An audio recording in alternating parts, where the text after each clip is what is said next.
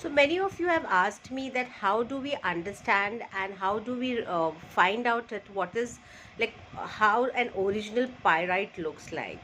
So I'm going to show you. This is a cluster of pyrite crystal, and you can see the shine. Can you see the shine? Yes, these shines are natural. Nobody can create these shines. They might create these blocks. You can see these blocks. If I can show you, these are blocks which you can create man-madely, but these luster, these shines cannot be created. Now you can see there are small tiny crystals also attached to the cluster.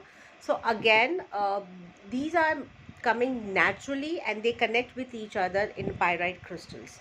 Pyrite crystal has a weight. Whether you take a small piece or a big piece, it has a weight. Whereas the synthetic ones which comes from China, they do not have weight, they do not have lusters, and they look like dead pieces. They are coming in this cluster form also, but they do not have luster. So make sure that your pyrite does have a luster. It looks very shiny when you hold it. It has a weight onto it. And if you want to know whether like what is more about the synthetics and the natural ones, you can connect with me. If you want to purchase, I do sell them, so get in touch with me. Thank you.